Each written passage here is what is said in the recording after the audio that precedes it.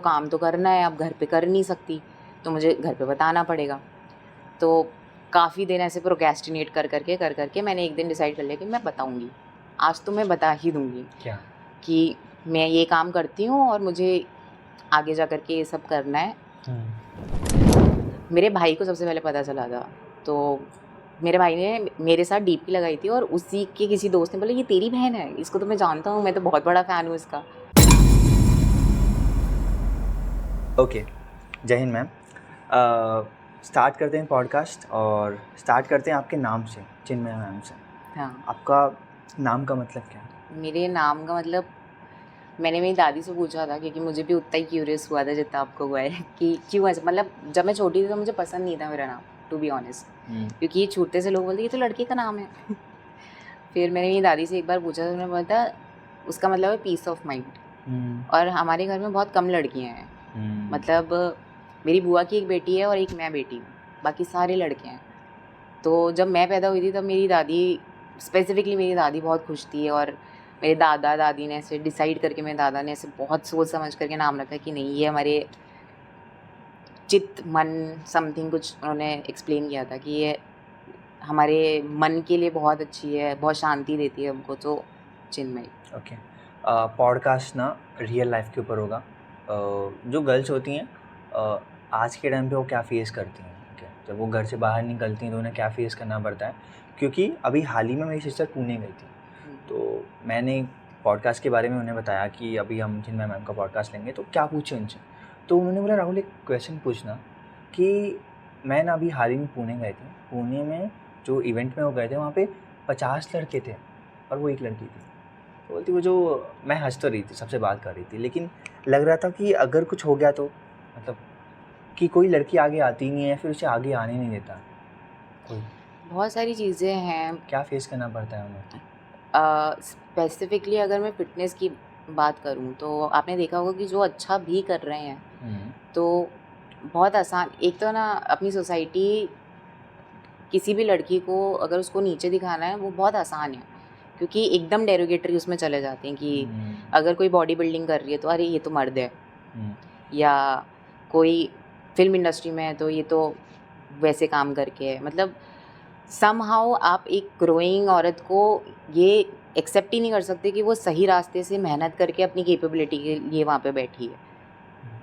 सबको कुछ ना कुछ बहाना आ ही जाता है कि इसने ऐसे किया होगा वैसे किया होगा, प्लस वो इतने ऑडेसिटी रखते हैं लोग कि वो आपको आकर के उस तरीके से बात भी कर लेंगे कि आपको वो उस नज़र से भी देख लेंगे। वो अपने माइंड में ऐसा सोच लेंगे कि अगर ये औरत बाहर निकल कर के काम कर रही है मतलब she is okay with all, जो भी उनके दिमाग में जो भी चीज़ें हैं, जिस वजह से वो और डिफ़िकल्ट हो जाता है।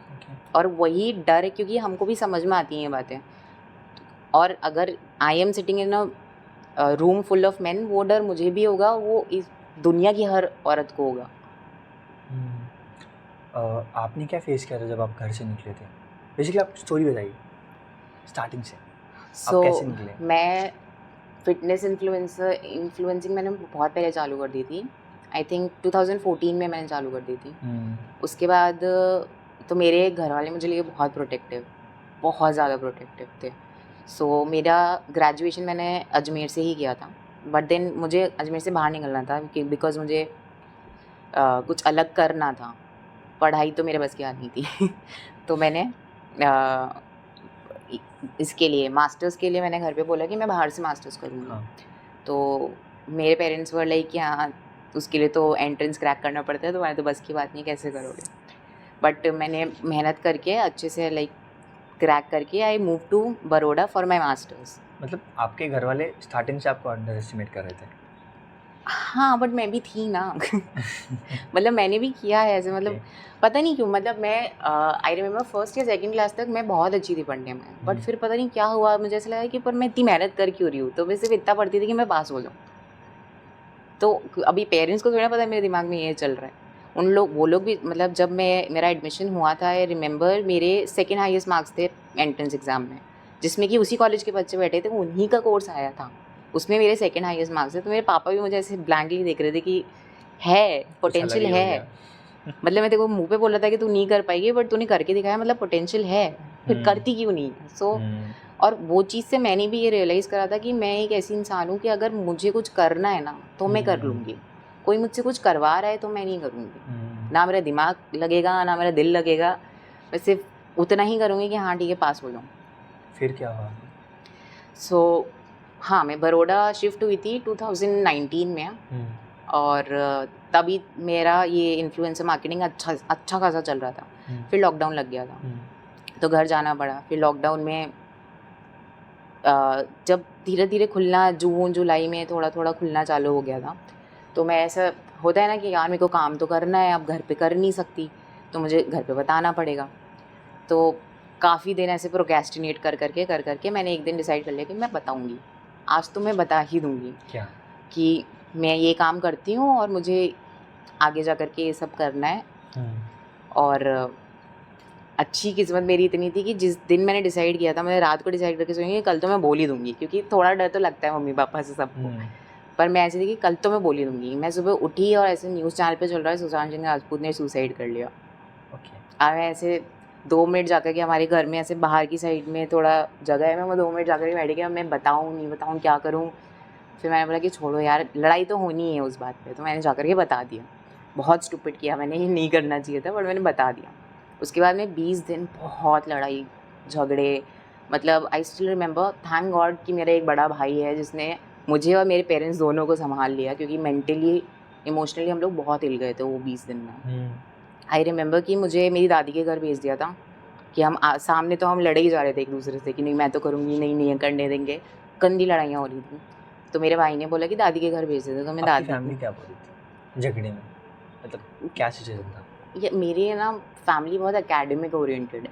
मेरा भाई सॉफ्टवेयर इंजीनियर है, जो मेरा कज़िन भाई है वो भी इंजीनियर है, मेरी बहन डॉक्टर है। तो हमारे घर में सब कुछ एकेडमिक ही रहा है, मतलब हमारे घर में सिर्फ इंजीनियर, डॉक्टर्स और टीचर्स हैं, और कोई ऐसे आर्टिस्टिक फील्ड वगैरह। तो जब मैंने आर्ट्स भी ली थी ना, तो आर्ट्स भी मुझे ग्रेजुएशन में लेने को कह दिया था। पहले वो फुल ऑन चाहते थे कि मैं डॉक्टर बनूँ, और मैं ऐसे खून देख करके टपक जाती हूँ पर वो लोग चाहते थे कि मैं डॉक्टर बनूँ।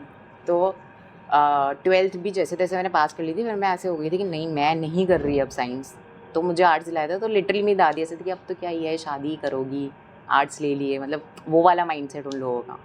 तो वो लोग जब उनको ये चीज़ पता चली, तो पहले तो मेरे भाई को सबसे पहले पता चला था। तो मेरे भाई ने मेरे साथ डीपी लगाई थी, और उसी के किसी दोस्त ने बोला ये तेरी बहन है, इसको तो मैं जानता हूँ, मैं तो बहुत बड़ा फ़ैन हूँ इसका। तब उसने मुझसे आकर के पूछा था। और मेरा भाई वैसा रहा है, like he is the good boy of the house, और कुछ भी ऐसा छोटा मोटा था ना, वो जाके मेरी शिकायत कर देता था। That was first time in my life कि उसने कुछ नहीं बोला। उसने बोला कि बस इतना बोला कि कब मम्मी पापा को बताने का सोचा है। मुझे तो ऐसा लगा था इसको पता चल गया अब तो ख़त्म है बात, बट वही है कि पीपल ग्रो विद टाइम। उसने बोला कब सोचा है। और जब मैंने बताया भी ना, और जब बहुत गंदी लड़ाइयाँ चल रही थी कि मम्मी पापा तो एकदम अगेंस्ट थे कि नहीं ये तो हो ही नहीं सकता है, तब मेरा भाई, मैं रूम में बैठ के रो रही थी, वो उसने मुझे आकर के बोला कि बातें घुमा मत गुड़िया, मेरे को नहीं फ़र्क पड़ता, तेरे को क्या, तेरे को मलिका शेरावत भी बनना है ना, तो मुँह पे बोल दे, यही टाइम है, मैं खड़ा हूँ, ऐसा कुछ भी नहीं होगा कि। और ये मैं बोलना चाहूँगी कि ऐसे टाइम पे आपके पेरेंट्स से ज़्यादा जो चीज़ें आ रही हैं ना, वो आपके रिलेटिव्स से आती हैं, तो कोशिश करो ऐसी चीज़ें रिलेटिव्स तक ना पहुँचाएँ। हमारे घर में ये प्रॉब्लम हुई थी कि रिलेटिव्स तक पहुँच गई थी, और वो लोग जो आइडियाज़ देते हैं ना, वो इतने फक्ड अप होते हैं कि लिटरली वन ऑफ, मैं बताऊँगी नहीं कौन, but one of my relatives मेरी मम्मी को कॉल करके बोलते कि इसको रूम में डाल दो, खाना वाना मत दो और मारो, तो अपने आप लाइन पे आ जाएगी। जानवर है। हाँ, सो माई ब्रदर वाज लाइक नहीं, मेरी बहन के साथ ये तो नहीं हो रहा है, हम कर लेंगे सॉर्ट। थैंक गॉड मेरा भाई है, दैट ही एग्जिस्ट। बहुत आई थी, बदतमीज़ी करती है, हमें तो पता ही था ये तो यही करेगी, वो तो बहुत चला था। लाइक अभी भी काफ़ी रिलेटिव्स हैं जो मुझसे बात भी नहीं करते हैं, बिकॉज़ उनके हिसाब से मैं गलत इंसान हूँ। सो बहुत बुरा टाइम था, 20 दिन बहुत लड़ी थी मैं। और मैं अपनी, मतलब मेरे पापा मुझसे बहुत प्यार करते हैं, लाइक उनसे ज़्यादा इस दुनिया में कोई, मेरे पापा और मेरी दादी मुझसे बहुत प्यार करते हैं। सो आई स्टिल रिमेंबर कि मैंने पापा को बोला पापा मैं मेरी दोस्त के साथ चले जाऊँ उन 20 दिन के बीच में, कि मैं मेरे दोस्त के साथ चली जाऊँ। तो पापा ने बोला हाँ चली जा बेटा, अच्छा है, तेरा भी माइंड फ्रेश हो जाएगा। मैं गई, और वो एक दोस्त है मेरी, निधि नाम है उसका, पता नहीं क्या है, मैं जब भी उसके साथ जाती हूँ like whenever we are out together, तो मेरा कुछ ना कुछ फ्रैक्चर हो ही जाता है। तो मेरा पैर फ्रैक्चर हो गया था। मैं घर आई, मेरा पैर सूज गया था, बट मैं ऐसी थी कि नहीं, मैं डॉक्टर के तो नहीं जा रही हूँ, क्योंकि बैक ऑफ माइंड मेरा चल रहा था कि मैं लास्ट तो यही है कि घर से चले जाऊँगी मैं। तो मम्मी पापा ऐसे नहीं, डॉक्टर को दिखा देते, पापा मेरे को बाहर लेके गए, मैं ऐसे नहीं, मुझे नहीं दिखाना पापा। तो बोले कोई बात नहीं, चक्कर लगा के आ जाएंगे, तो बोल देंगे कि मो चाहिए। तो पापा लेके आए वापस, और क्रैप बैंडेज बांध करके हो गया था। 6 अगस्त 2020 मैंने घर छोड़ दिया था, मतलब घर से निकल गई थी मैं बिना बताए। और तब मेरी दोस्त ने मेरी मदद करी थी कि मतलब मैं धीरे धीरे अपना सामान उसके घर ले गई थी, और फिर उसने सारा सामान गाड़ी में लोड किया और मैं जयपुर निकल गई थी। सो आपकी फैमिली को पता था? मेरी फैमिली को पता चल गया था, मतलब मैंने अजमेर किशनगढ़ क्रॉस किया होगा, मेरे पापा का फ़ोन आ गया था। ये बात मैं बोलूँगी कि पहले तो इंस्पायर मत होना इस चीज़ से, और अगर हो भी रहे हो तो भागने का मतलब ये नहीं होता कि आप चीज़ों से भाग रहे हो। भागने का मतलब ये होता है कि आप भाग कर उन चीज़ों के सामने आकर के फेस कर रहे हो। ये गलतफ़हमी में मत रहना कि घर छोड़ दिया तो अब कुछ फेस नहीं करना पड़ेगा, वो फुल फोर्स में आपको फेस करना पड़ेगा। कि और ये तो बेवकूफ़ी कभी मत करना कि घर से निकल गए और घर वालों का फ़ोन नहीं उठा रहे हो या ये नहीं कर रहे हो। ठीक है, डिसएग्रीमेंट्स हैं, वो लोग समझेंगे, वो लोग लड़ लो, जितना गंदा लड़ सकते हो लड़ लो, बट ये मत करो कि कट ऑफ कर लिया कि हम तो बताएंगे ही नहीं। वो तुम्हारे दुश्मन नहीं है, उनका अपना पर्सपेक्टिव है, और उन लोगों ने इतनी ज़िंदगी जी है, उनके एक्सपीरियंसेस अलग हैं जो आप नहीं जानते हो। उनके गंदे एक्सपीरियंसेस पेरेंट्स बैठ करके अपने बच्चों को नहीं बता देंगे मेरे बेटा मेरे साथ ऐसा हुआ था, बट हुआ होगा। तो आपको अवेयर करते हैं? अवेयर भी नहीं करते, आपको प्रोटेक्ट करते हैं। अवेयर कर देंगे तो फिर तो बात ही मतलब उतना दिक्कत ही नहीं आएगा ना, कि आपको भी मालूम चल जाएगा कि हाँ ऐसा है, और आप भी अपना पर्सपेक्टिव रख पाओगे। पेरेंटिंग का, इंडिया में पेरेंटिंग का सबसे बड़ा प्रॉब्लम इज़ दैट प्रोटेक्शन, कि वो हर चीज़ से बचाना चाहते हैं आपको। ऐसा करना नहीं चाहिए, मेरे हिसाब से नहीं करना चाहिए। मेरे हिसाब से जो मेरे पापा करते थे कि तू कर, मैं खड़ा हूँ, वो होना चाहिए। कि होंगे फकअप्स होंगे, आगे जा कर के आप सही भी कुछ करने जा रहे होगे, कुछ गलत हो जाएगा। अपने एक तो अपने कल्चर में ये बहुत सिखाया जाता है कि गलती करनी ही नहीं है, गलती मतलब गुनाह, फेलियर, गुनाह, आप गंदे इंसान हो अगर आपसे गलती हो गई, वो चीज़ नहीं होनी चाहिए कि गलती हो गई इट्स ओके मूव ऑन, वो नहीं सिखाया जाता अपने आप। कुछ भी हो गया, एक कांच का ग्लास टूट गया तो इतनी बुरी तरीके से डांटेंगे कि बच्चे को ऐसा लगेगा कि अरे क्या कर दिया मैंने, ये कितना बुरा इंसान हूँ मैं। वो जो डील करने की चीज़ है ना कि ठीक है, क्योंकि हम नहीं सोचते कि कितनी छोटी छोटी चीज़ें किस इंसान को किस तरीके से इफ़ेक्ट करती हैं। मैं अटैच कर पा रहा हूँ, बिकॉज अभी हाल ही में हम स्वामी जी के पास गए थे, चिन्मयी मिशन के जो संभालते हैं। उन्होंने कहा था कि जो टॉपर्स होते हैं ना, उनसे ज़्यादा ना सक्सेसफुल चांसेस होते हैं कि जो बैक बेंचर्स या फिर होते हैं, क्योंकि जो बैक बेंचर्स उन्हें फेलियर्स फेस करना आता है। और आप ये मत सोचो कि आप जिस राह में निकले हो उसमें फेलियर्स नहीं आएंगे, सबसे ज़्यादा फेलियर्स आएंगे। और फेलियर को, वही मैं कह रही हूँ ना कि उस स्पेक्ट से देखा जाता है, फेलियर तुम फेल हो गए, और ये काफ़ी लोग बोल चुके हैं और ये बहुत सच है कि failure is one more opportunity to learn.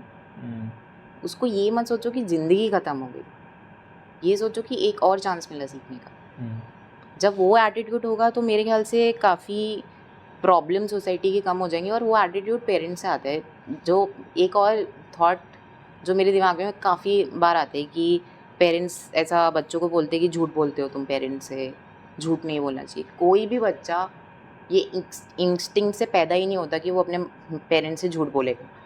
वो झूठ बोलना चालू करता है जब वो कुछ जाकर अपने माँ बाप को बताता है और उनका रिएक्शन इतना लाउड या इतना खतरनाक आता है कि उसको ऐसा लगता है कि यार नहीं बता सकते, तब वो चीज़ें छुपाना चालू करता है, तब वो चीज़ें नहीं बताना चालू करता है या झूठ बोलना चालू करता है।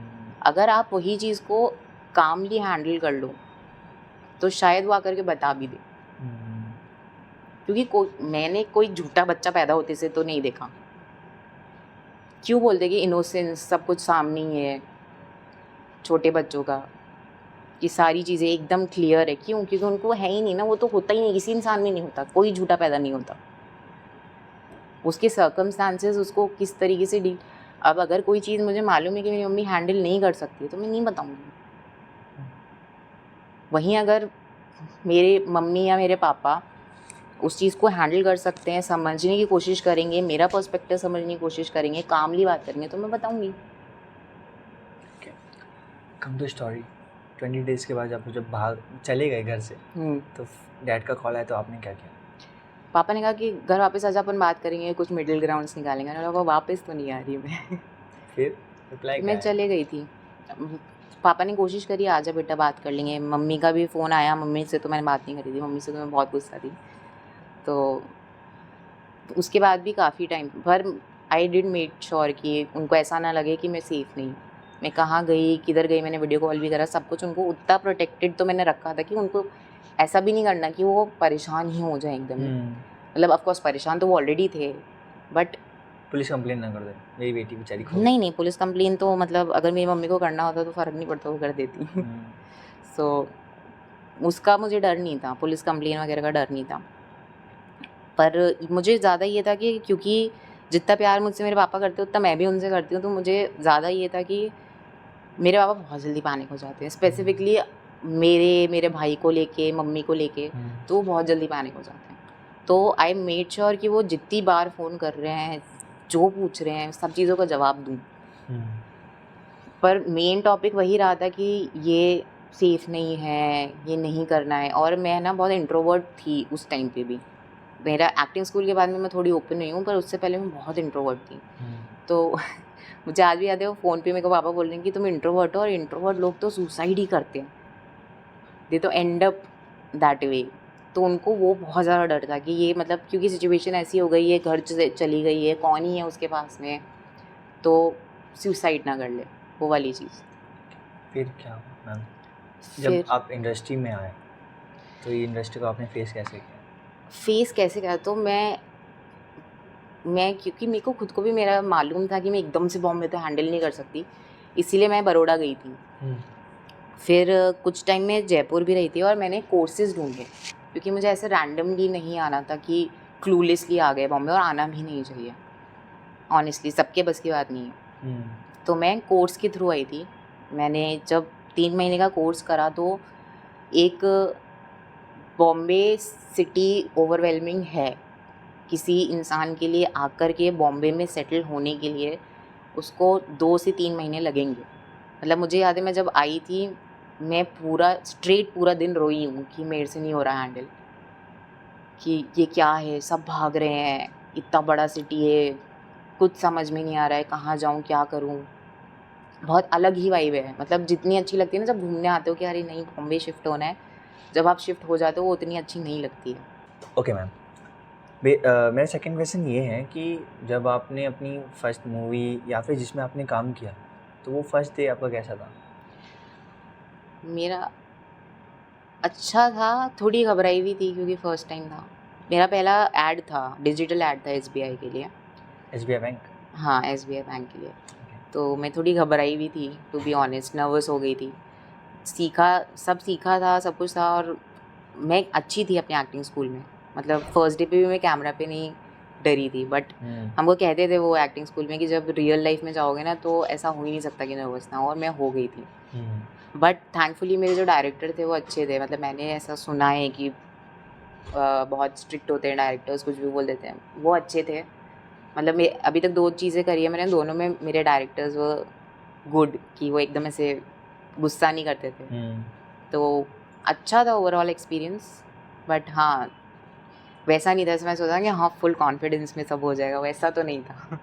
थोड़ा तो मतलब क्योंकि पूरा क्रू खड़ा हुआ होता है और आपकी इतनी सी गलती और वो एकदम कट हो जाएगा, तो सब आपको गुस्से में देखेंगे कि तुम्हारी वजह से हम वापस से सेटअप करें। तो वो थोड़ा एक प्रेशर आ ही जाता है। आई थिंक विद टाइम लोग हो जाते हैं नॉर्मल उससे कि ये तो पार्ट ऑफ प्रोसेस है, but for someone very new वो एक थोड़ा होता है कि all eyes are on you. आपको क्या लगता है कि अगर कोई चीज़ें कर रहा है, मतलब अगर आप किसी फील्ड में हो, तो कितना साल लगता है? जैसे आपने अभी मुझे बात बताई कि आपने पॉडकास्ट देखा और आपको समझ में आया कि कितना साल आपको इस फील्ड में देना पड़ेगा। देखो बात क्या है ना कि सबसे बड़ी लाइक ये कहने की बात नहीं, सबको मालूम है कि लाइफ बहुत अनप्रिडिक्टेबल है। तो ये लेकर के अगर आप चलोगे ना कि मुझे इतने साल लगेंगे, इतने साल में ये हो जाएगा, तो आप खुद के लिए वो कहते हैं ना कि कम एक्सपेक्टेशंस रखो। ताकि आप उतना मायूस ना हो। तो करियर में स्पेसिफिकली हो सकता है कि 1 साल में आप उतने सक्सेसफुल हो सकता है 10 साल बाद। तो अगर आप खुद के लिए ऐसे डेडलाइंस लेकर के चल रहे हो इन सच एक्टिंग हो गई या कोई ऐसा क्रिएटिव फील्ड हो गई, तो उसमें तो डेडलाइंस काम नहीं करती हैं। आपको रोज़ उठना है, रोज़ उतनी मेहनत करनी है, रोज़ अपने आप पे उतना विश्वास रखना है और करते जाना है। डेडलाइंस काम नहीं, डेडलाइन तो फिर आ जाएगी और आप घर चले जाओगे, इट्स दैट सिंपल। क्योंकि किसी को कुछ नहीं पता है। मतलब इस पॉइंट तक है कि शायद मैं कास्टिंग डायरेक्टर को पसंद आ गई, डायरेक्टर को नहीं पसंद आई, तो मुझे नहीं मिला काम। क्या कर लोगे आप उसमें? क्या कर लेगी आपकी डेडलाइन उसमें? So it depends. अगर आप कोई एकेडमिक काम कर रहे हो, कोई एकेडमिक फील्ड चूज़ करिए, तो वो तो डेडलाइन के साथ आती है। वो तो आपको पता चल ही जाता है कि मेरी इतना पोटेंशियल है, मैं इतने टाइम में उतना कर लूँगा। एकेडमिक इसलिए लोग चॉइस करते हैं, आपको लगता है कि वो सेफली होता है? सेफ तो देखो, मेरे को तो रिस्पेक्ट है जॉब करने वालों के लिए भी, क्योंकि वो भी बहुत टफ होता है। पर सेफ हाँ। हाँ, इन अ वे सेफ हो सकता है। मतलब उतना रिस्की नहीं है जितना कोई क्रिएटिव फील्ड है। कुछ चीज़ें आपके कंट्रोल में हैं कि आपने कहीं से डिग्री कर ली, आपने एक इंटरव्यू क्रैक कर लिया, आपको इंटरव्यू कैसे क्रैक करना है भी कुछ हद तक आपको पता है। क्रिएटिव फील्ड में you can be extraordinary and still sit with no work, वो वाली चीज़ है। तो वहाँ उस सेंस में हाँ, कम रिस्की है जॉब करना। बट ये नहीं कह सकते कि बिल्कुल रिस्की नहीं है। मतलब आज की डेट में इफ़ वी टॉक, पहले सरकारी नौकरी मिल जाती थी तभी तो काफ़ी सेफ था। ओके। कोई ऐसी बात है जो आपकी फैमिली या फिर अपने फ्रेंड्स को नहीं पता, आपकी लाइफ में जो घटित हुई है? जब मैंने घर छोड़ा था तो एक पॉइंट आया था मेरी लाइफ में, जब मैं ये नहीं कहूँगी कि मैं अकेली हो गई थी, मैंने खुद को अकेला कर लिया था और वो नहीं करना चाहिए। और I slipped into depression at that point. और किसी को नहीं पता था, मतलब मैंने मेरे दोस्तों को भी नहीं बताया था। बट दोस्तों के मामले में मैं थोड़ी लकी हूँ कि उन लोगों ने बात करी और कैसे किसी तरीके से उन्होंने फिगर आउट कर लिया और टाइम पे दे। मेरे पास मेरी एक दोस्त है चिराग, वो लॉकडाउन के टाइम की बात है ये। सो जब सेकंड लॉकडाउन लगा था, वो मेरे साथ रही थी, इसीलिए कि उसको मालूम था कि मेरी क्या कंडीशन है, कि वो लिटरली उठा करके खाना खिलाना, नाश्ता बनाना और वो सारी चीज़ें, she pulled me out of that. तो वो एक चीज़ है जो घर वालों को तो ऑब्वियसली मैंने नहीं बताई है और मानते भी नहीं है घर वाले, डिप्रेशन विप्रेशन कुछ नहीं होता, ये तो तुम्हारी गलतफहमियाँ हैं। बट वो एक बहुत गंदा फेज़ था कि मुझे लिटरली कुछ समझ ही नहीं आ रहा था। और इसके लिए भी मैंने एक वो पढ़ा, क्योंकि इससे जस्ट पहले मुझे टाइफाइड हुआ था, जिसमें कि ऑलमोस्ट 1 महीने के लिए मेरे बॉडी में सिर्फ एंटीबायोटिक्स गई थी। और मैं ऐसे पढ़ती रहती हूँ चीज़ें, तो मैंने पढ़ा कि जब आपकी बॉडी में बहुत ज़्यादा एंटीबायोटिक्स हो जाती हैं, तो that can also be a reason for depression, clinical depression. तो वो कहते हैं ना, डॉट्स कनेक्ट हो रही हैं कि हाँ, पहले वो चीज़ हुई थी, देन ऑफ कोर्स वो 20 दिन का फेज़ आया, फिर मैं उधर चली गई, फिर मेरे घर वालों ने भी मुझसे ये सोच के बात नहीं करी कि हम बात नहीं करेंगे तो शायद वापस आ जाए। तो वो पूरा सब चीज़ें जो हुई, वो कब मैं आपको नहीं पता है, first time when you are slipping into depression, आपको नहीं पता है कि आप वहाँ पहुँच जाओगे, वहाँ से निकल जाओगे, फिर आपको पता चलेगा कि आप वहाँ थे। तो आपको नहीं पता कि आप गए कैसे थे, आपको नहीं पता कि आप बाहर कैसे आए। बट वो जो पर्टिकुलर फेज़ है लाइफ का, मतलब मुझे मेरी ज़िंदगी के 6-7 महीने पता ही नहीं है कहाँ चले गए। मैं क्या कर रही थी, कैसे कर रही थी, कुछ याद नहीं है। एक दिन याद है मुझे, क्योंकि वो मेरे ख्याल से उस दिन मैंने रियलाइज़ करा था कि मैं हूँ ऐसे, कि मैं सुबह 7-8 बजे उठी थी। मेरे दोस्तों ने बोला कि कॉफ़ी पीने चलते हैं। मैंने बोला हाँ ठीक है, मैं तैयार होके आती हूँ। मैंने गाने लगाए और मैं लेट गई कि होती हूँ तैयार। वो फ़ोन डिस्चार्ज होकर के बंद हो गया, तब मैंने फ़ोन चार्ज करके वापस टाइम देखा, रात के 8 बज रहे थे। वो पूरा टाइम कहाँ गया मुझे नहीं पता।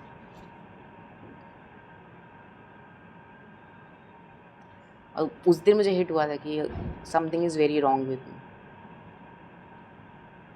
फिर देखो, उसका सॉल्यूशन निकाला? हाँ, मैंने डॉक्टर्स को भी दिखाया था, साइकियाट्रिस्ट से भी बात करी थी, और मतलब मेरा एक्सपीरियंस तो अच्छा नहीं था विद दैट। ओके। हमारे पॉडकास्ट में क्लास पार्ट होता है जिसमें मैं आपको एक वर्ड दूंगा और आपको उस वर्ड का मतलब बताना है, आप क्या सोचते हो? ओके, सो पहला वर्ड है स्ट्रगल। आप क्या सोचते हो स्ट्रगल के बारे में? Hard work, struggle, hard work, learning, okay, second word है पेरेंट्स। प्यार, unconditional, okay, third and final word है इंडस्ट्री, मुंबई इंडस्ट्री। ट्रिकी, काफ़ी ट्रिकी। आप थोड़ा ब्रीफ में समझा सकते हो कैसा tricky? Tricky as in normal लोगों के लिए बना है या फिर जिनको बस नहीं, चैलेंजेस करना है? नॉर्मल लोगों के लिए नहीं बना है, जिनको शॉर्टकट्स चाहिए उनके लिए नहीं बना है। अगर आप हिम्मत रख सकते हो, आप पेशेंस रख सकते हो, आप ये जानते हुए कि अगले इंसान की इंटेंशन आपके लिए अच्छी नहीं है, एक तो आप ये परख सकते हो कि नहीं, और ये जानते हुए आप अपना काम करके सेफली कैसे निकल जाओगे, ये सब कर सकते हो। मतलब आप अगर दुनियादारी में अच्छे हो तो सोचो आने की, क्योंकि वो कंक्रीट जंगल है। मैं लास्ट क्वेश्चन आपके लिए कह रहा हूँ, अगर किसी लड़की को अभी अपने सपने पूरे करने के लिए अपने घर से निकलना है तो आपको कुछ कहना है? ट्राई करो कि मम्मी पापा मान जाए ट्राई करो मतलब पहला तो वही होना चाहिए कि मम्मी पापा को कन्विंस करने की कोशिश करो। अगर नहीं तो अपने आप को फाइनेंशियली इंडिपेंडेंट बनाओ पहले, कि आप खुद का ध्यान रख सको, और फिर आई एम श्योर दोस्त होंगे यार, सबके होते हैं। मेरे दोस्त तो मेरे लिए बहुत इंपॉर्टेंट है, उन लोगों ने बहुत साथ दिया है। अगर हैं तो निकल जाओ, हो जाएगा सब कुछ, ऐसा कुछ नहीं है। एक जो इम्पॉर्टेंट चीज़ है जो मैंने भी समझी थी कि बीइंग अ गर्ल इस सोसाइटी में रहना, बाकी लोग क्या कर रहे हैं क्या नहीं कर रहे हैं तो छोड़ो, बट आपकी खुद की रिस्पॉन्सिबिलिटी है कि आप अपने आप को सेफ़ रखो। अगर आपको लग रहा है कि कहीं जाने से इट्स नॉट दैट सेफ, मत जाओ। क्योंकि मैं ये नहीं कह रही कि कोई आपको ब्लेम करे नहीं करे, वो तो ठीक है, वो तो आउटर चीज़ें हैं, बट अगर कुछ गलत हो गया तो उसके साथ आपको जीना पड़ेगा, तो उसका ध्यान आप रखो कि सोसाइटी बदलना ठीक है, सब चाहते हैं, बट ऐसा एक दिन में तो नहीं होने वाला है वो।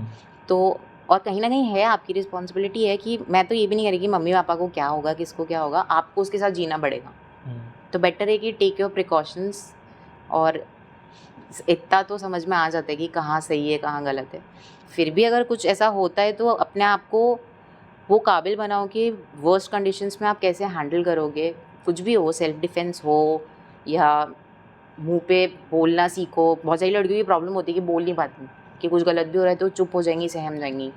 तो वो सीखो कि नहीं, अगर कुछ गलत है तो मुंह पे बोल दो, चांटा रखना पड़े तो वो भी रख दो वो जो सहमना, मतलब सहमे हुए लोग कहीं नहीं पहुंच पाते। ओके, आप ये कहना चाहते हो कि हर फेस के लिए रेडी रहो?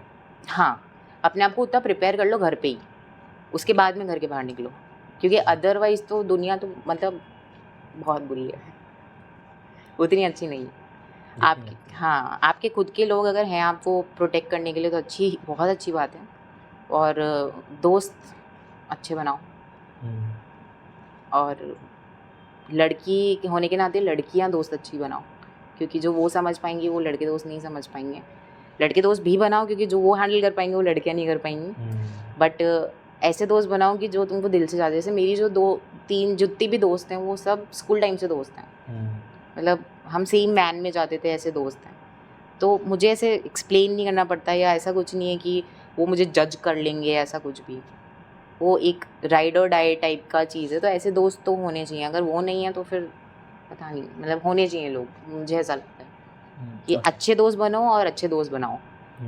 ओके, तो मैम यही था हमारा पॉडकास्ट, और पॉडकास्ट में आज समझ में आया कि लाइफ में हर एक लाइफ एक जैसी नहीं होती है। ओके, कोई आपके डैड से आपको मानता है, और कुछ लोग होते हैं जो अपनी इंडस्ट्री अपनी लाइफ खुद से बनाते हैं।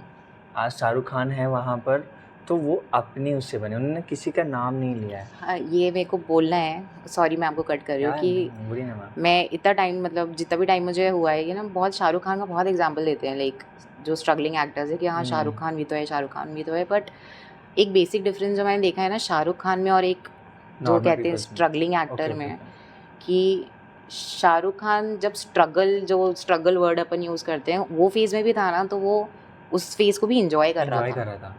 तो अगर आप वो नहीं कर रहे हो, आप क्रिप कर रहे हो ना कि नहीं एक दिन तो मैं शाहरुख खान, आप नहीं बन पाओगे। ओके। आपको हर फेज़ को एंजॉय करना पड़ेगा, हर फेज़ से कुछ सीख के निकलोगे, वो अप्लाई करोगे, तभी कुछ हो पाएगा। ऐसे बोलने से कि शाहरुख खान भी तो है, शाहरुख खान नहीं, वो इकलौता इसीलिए है कि उसको वो सब चीज़ें लाइक वर्स्ट ऑफ कंडीशंस को भी उसको एंजॉय करना सीखना, आगे बढ़ना आता है। Okay, if you can pain your enjoy, हाँ। एन्जॉय को, पेन को एन्जॉय करो। ओके। एक्सेप्टेंस लाओ पहले तो कि हाँ ये मेरी कंडीशन है, उसको एंजॉय करो और आगे बढ़ो। क्योंकि वो जो कहते हैं ना कि 90% तकलीफ़ें तो हमारे दिमाग में हैं, वो होती भी नहीं है, हम सिर्फ स्ट्रेस आउट हो रहे हैं कि यार ये हो गया तो, वो होता भी नहीं है। तो वो चीज़ को ख़त्म करो कि ये हो जाएगा, वो हो जाएगा, नहीं, अभी मोमेंट में जो है वो जियो, अभी कोई प्रॉब्लम आया सॉर्ट करो, आगे बढ़ो। क्या पता शायद वो प्रॉब्लम आया ही नहीं, आप ही के दिमाग में चल रही है कि ओहो ये हो गया तो। ये था हमारा पॉडकास्ट मैम, आपसे मिलकर बहुत अच्छा लगा एंड मिलते हैं नए पॉडकास्ट में। जय हिंद।